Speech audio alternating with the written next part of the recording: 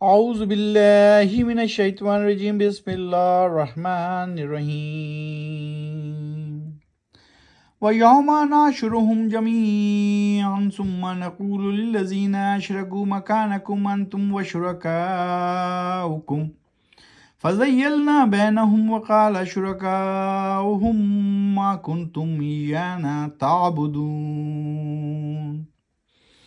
اور یاد کرو جس روز حشر میں اکٹھا کریں گے ہم ان سب کو اپنے حضور، پھر کہیں گے ہم ان لوگوں سے جنہوں نے شرک کیا تھا، ٹھہر جاؤ اپنی جگہ پر، تم اور تمہارے بنائے ہوئے خود گڑھے ہوئے معبود اور شریک۔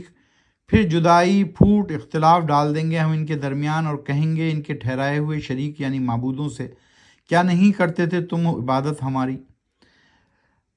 ابھی آپ کے سامنے آیت نمبر 28 سورہ یونس پارہ یعتذرون کی تلاوت کی گئی۔ آج ہم کریں گے 28 سے 32 تک، 28 سے 32 تک کی تلاوت اور اس کا ترجمہ بھی پڑھیں گے۔ تو اس آیت میں بھی اللہ سبحانہ تعالیٰ اپنے بتا رہے ہیں کہ حشر کے روز جب سب اکٹھے ہوں گے، اکٹھے کیے جائیں گے، تو ہم شرک کرنے والوں سے، ان کے معبودوں سے، ان کے گڑھے ہوئے معبود جو تھے ان سے پوچھیں گے۔ 29 فَكَفَى بِاللَّهِ شَهِيدًا بَيْنَنَا وَبَيْنَكُمْ إِن كُنَّا عَنْ عِبَادَتِكُمْ لَغَافِلِينَ۔ تو کافی ہے اللہ ہی گواہی ہمارے درمیان، ہمارے اور تمہارے درمیان، یقیناً تھے ہم تمہاری عبادت سے بالکل غافل یعنی لاپرواہ۔ آیت نمبر 30 هُنَالِكَ تَبْلُو كُلُّ نَفْسٍ مَّا أَسْلَفَتْ وَرُدُّوا إِلَى اللَّهِ مَوْلَاهُمُ الْحَقِّ وَضَلَّ عَنْهُمْ مَا كَانُوا يَفْتَرُونَ۔ اس وقت وہ اللہ پرکھ لے گا ہر نفس کو یعنی ہر شخص کو کہ وہ اعمال جو کچھ کیے تھے اس نے دنیا میں، اور وہ لوٹائے جائیں گے اللہ کی طرف جو مالک حقیقی ہے ان کا، اور گم ہو جائیں گے ان کے وہ خود گھڑے ہوئے یا جھوٹے شریک جس کا باندھتے تھے وہ بہتان اللہ پر۔ آیت نمبر 31 قُلْ مَنْ يَرْزُقُكُم مِّنَ السَّمَاءِ وَالْأَرْضِ أَمَّنْ يَمْلِكُ السَّمْعَ وَالْأَبْصَارَ وَمَنْ يُخْرِجُ الْحَيَّ مِنَ الْمَيِّتِ وَيُخْرِجُ الْمَيِّتَ مِنَ الْحَيِّ وَمَنْ يُدَبِّرُ الْأَمْرَ فَسَيَقُولُونَ اللَّهُ فَقُلْ أَفَلَا تَتَّقُونَ۔ ان سے کہو، پوچھو، کون دیتا ہے رزق تم کو آسمان سے اور زمین سے، یا کون ہے مالک تمہارے سننے اور دیکھنے کی قوتوں کا، اور کون نکالتا ہے زندہ کو مردوں سے اور کون نکالتا ہے مردہ کو زندوں سے، اور کون تدبیر کرتا ہے تمام معاملات یعنی ضروریات کی؟ تو وہ ضرور کہیں گے اللہ۔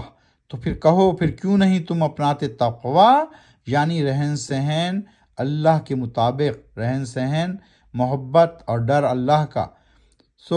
اللہ سبحانہ و تعالیٰ نے فرما دیا کہ پوچھو ان سے، دیکھیں یہ کیا جواب دیتے ہیں۔ آیت نمبر 32 فَذَلِكُمُ اللَّهُ رَبُّكُمُ الْحَقُّ فَمَاذَا بَعْدَ الْحَقِّ إِلَّا الضَّلَالُ فَأَنَّىٰ تُصْرَفُونَ۔ تو یہ ہے اللہ تمہارا حقیقی خالق، مالک، پھر اب کیا رہ گیا ہے حق یعنی سچائی کے بعد سوائے گمراہی جھوٹ کے؟ آخر کس سمت پھرائے جا رہے ہو تم، یعنی کس غلط راستے کی طرف تم چلتے ہی جا رہے ہو۔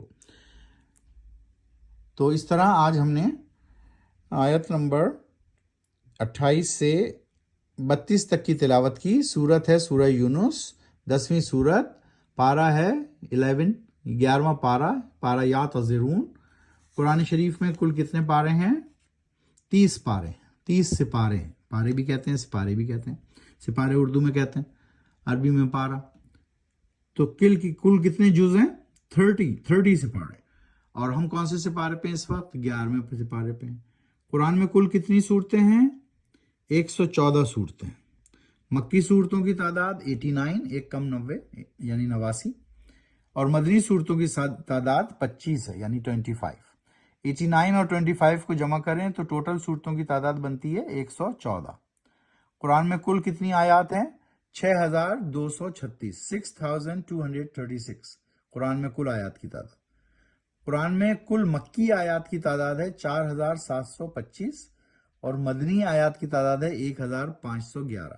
4725 مکی آیات پلس 1511 مدنی آیات. if we add them تو یہ بن جائیں گی 6236 6236 کل آیات. اور کل صورتیں کتنی ہیں؟ 114. کل سپارے کتنے ہیں؟ 30. تو یہ ساری اہم معلومات ہیں. پھر سپاروں کے نام، صورتوں کے نام، پھر تھوڑا تھوڑا معنی. یہ اس طرح آپ پڑھیں کہ قرآن شریف کو سمجھ کر پڑھیے اور اپنے خاندان والوں کو بھی اس کی تاکید کیجیے اور قرآن و سنت کی روشنی میں اپنی زندگی کو، اپنے عمل کو، اپنے نامہ اعمال کو درست کیجیے. حق اور سچائی کے راستے کی طرف چلیے. یہی ضابطۂ اخلاق قرآن و سنت، یہی ضابطۂ اخلاق اور ضابطۂ دین ہے. یہی اسلام کی اصل روح ہے. صدق اللہ العظیم.